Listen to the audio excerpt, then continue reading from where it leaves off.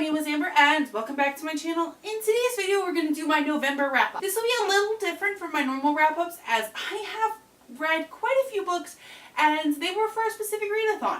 I participated in Nonfiction November as well as the E to C readathon. To complete a book for every letter, so I will start with A and work my way to Z, so let's just jump right in. A, I read American Fire by Monica Hess. I ended up giving this book 3 stars. A nonfiction book about a set of arsons that were happening in Virginia. However, I just didn't like how this author kind of wrote the story, and I read it in the middle of reading a bunch of other nonfiction books, and this one kind of was the weakest of the bunch, which reflects my rating of 3 stars. The story behind the arsons was pretty fascinating, but this book is really short and it just wasn't as captivating as I was hoping it would be. Next, I read The Butchering Art by Fitzharris.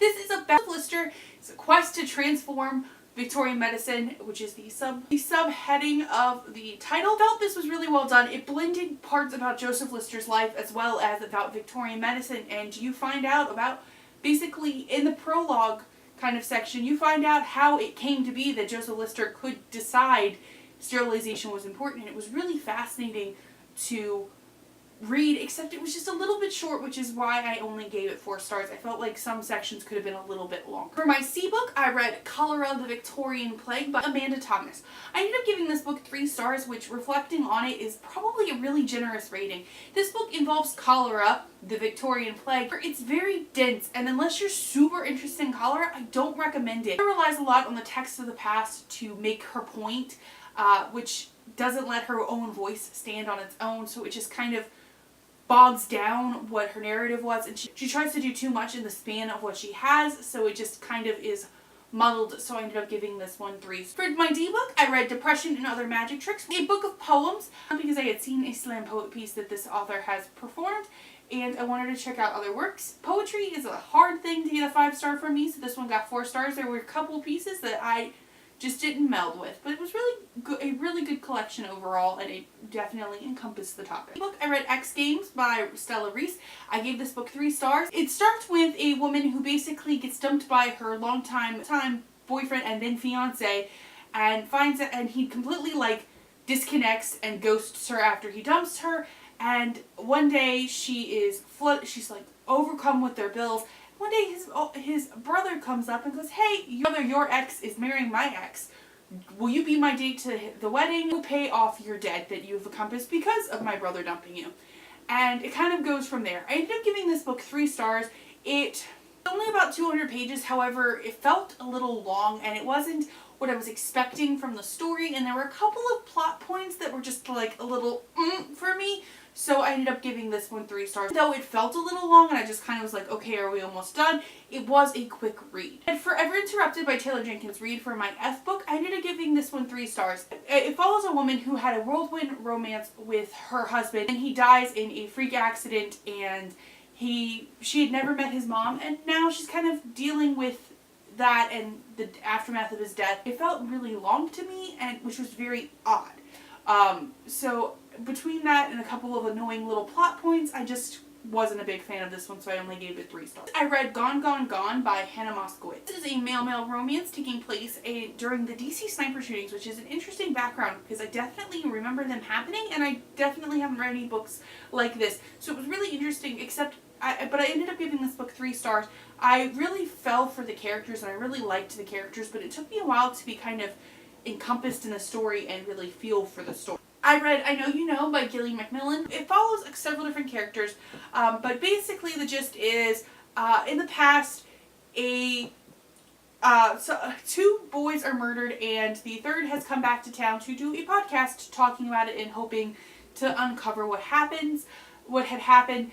And I ended up giving this 4 stars. A lot of people don't like the ending, however, I feel like the ending redeemed it because I definitely very early on went, okay, I think this is going to happen, and then it happened, and I was like, okay, kind of whatever. It was really where it won me back, so I ended up giving this book 4 stars. I read Jar of Hearts by Jennifer Hillier. I gave this book 4 stars. I originally had an e-copy from NetGalley, but I ended up checking out an audiobook copy from my local library. It ends with Georgina at trial because 14 years after her best friend had gone missing, it is her remains are uncovered, and it is found out that she's connected to it because her ex-boyfriend had committed the crime. And the story kind of takes off from there. Very addicting read, and there were plot twists that just had me going. Interesting seeing the story because you think you know where it's going and you think you know the end, but you really don't. And it was so fascinating because you get the backstory of how we got to where she is now, and it was just super fascinating. My book was Kitchen Princess Omnibus 1, which is the first 2 volumes of this manga series. I ended up giving it 3 stars. This follows our protagonist who has only one clue to where this person she's in love with is, and it is this cooking academy. The problem really lies with this is very stereotypical manga formula, and it didn't really bring anything new to the table, so it just was kind of average to me. I read Little White Lies by Jennifer Lynn Barnes, which was my only 5-star of the month. It follows our protagonist Sawyer. Her grandmother, who she has never met, shows up and offers her 6 figures in exchange for competing in the debutante season, and Sawyer has an ulterior motive. She wants to figure out who her dad is. Because her mother has never explained who her dad was. Her mother had left in disgrace because of her mother being pregnant with Sawyer. It was really fun time. It's definitely worthy of the Gossip Girl, Gilmore Girl comparison that it's been given.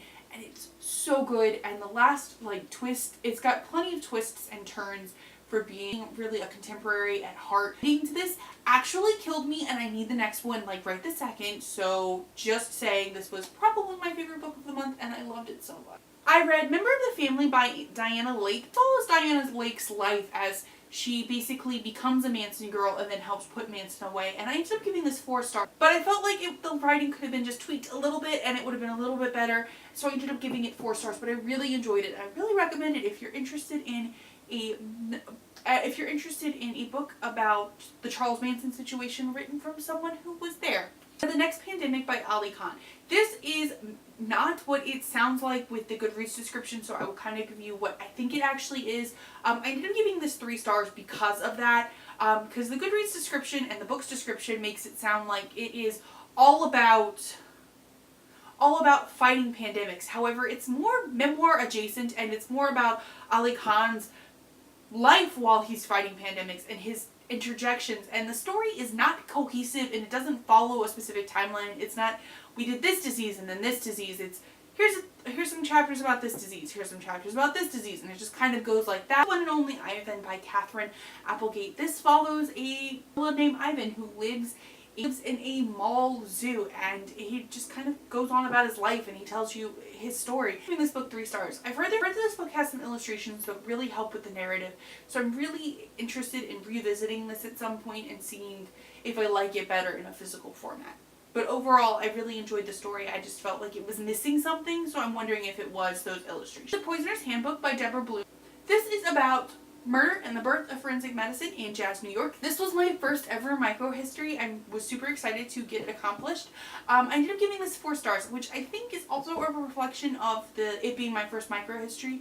There were a couple of times during the book where the narrative changed, and I didn't know if this was because it was a microhistory or because of the author's choices, but it was really good overall, and I gave it 4 stars. A Hugh book, I read The Queen's Game. This is about a princess named Nina whose father has passed and she's about to ascend to the throne. However, her aunt doesn't think she's worthy of the throne and sets her up to fake date this fellow prince in hopes that it will fix her reputation and fix her basically. And it was really interesting. I ended up giving this book 3 stars. I found it a really fun time. However, I had to keep rereading the ending. I had to reread the ending a couple of times to really fully grasp what the ending was, which kind of brought the rating down because this was a contemporary story. So for my art book, I read Road to Jonestown, Jim Jones and the People's Temple, which is pretty much what it was about. It was about the road to Jonestown. I ended up giving this book 4 stars. I felt that it was a little long and the author repeated himself. However, I felt it was a really good examination about Jim Jones, what led to People's Temple, and what led to what happened with People's Temple. My S book, I read The Stranger by Albert Camus. I ended up giving this book 3 stars. However, I can't really tell what it was about or what it was trying to do or trying to tagged under philosophy on Goodreads, which is probably why it was not for me. I'm not good with philosophy books. I'm not good with philosophy. I didn't understand what was, I could tell that there was something deeper happening, but I couldn't really tell. And also, I don't think that the translator for this one was the best because I was really confused for a good chunk of this book. T-book, I read Nevermore, The Trials of Morgan Crow. I decided to use this for my T-book because it's also filed under Trials of Morgan Crow or Nevermore on Goodreads. Giving this book 4 stars.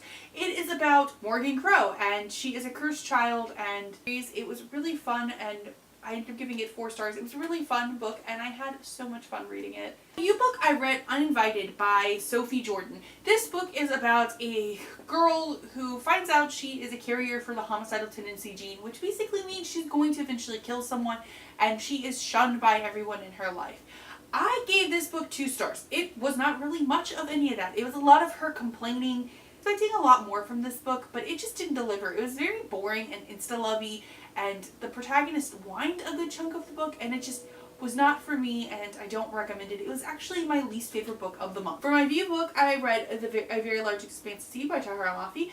I ended up giving this book 4 stars. The book is about a 16-year-old Muslim girl post 9/11 who does not like being stereotyped, and her journey through high school, and her brother started a breakdancing team, and she meets this boy named Ocean, and it was really good, and I ended up giving it 4 stars. It's my favorite Tahira Mafi book that I've read so far. I just am not always the big fan of her writing. For my W book, I read The Way I Used to Be by Amber Smith. Trigger warnings for sexual assault because this book opens with our main protagonist Eden's rape, and it was jarring, and I ended up giving this book 4 stars. It follows her recovery process. I couldn't put it down, but it was a little much for me, so I'm only giving it 4 stars. X is a hard letter to find a book with the same title of. We were allowed to read any book we wanted for X. I read An Absolutely Remarkable Thing by Hank Green. This is about a girl named April May who covers a statue in New York City, and Rook uploads a video on YouTube and becomes basically the face of it, and she had named it Carl.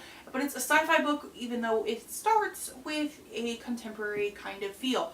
It was really fascinating. I ended up giving it 4 stars though. It lagged a little bit towards the middle, and I'm definitely interested in the sequel. My Y book, I read You'll Miss Me When I'm Gone by Rachel Lynn Sullivan.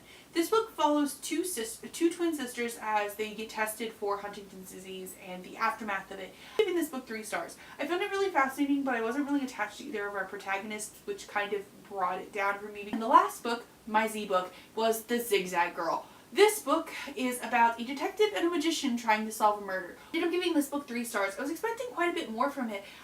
However, I ended up feeling bored of waiting for something to happen just to have already been able to guess what was going to happen, and which ended up being very disappointing. So that is everything I read for the A to Z Readathon and Nonfiction November. Did you participate in either of these readathons? How did you do? Let me know in the comments down below. If you like what you saw here, be sure to like and subscribe. Thank you all so much for watching, and have a nice day!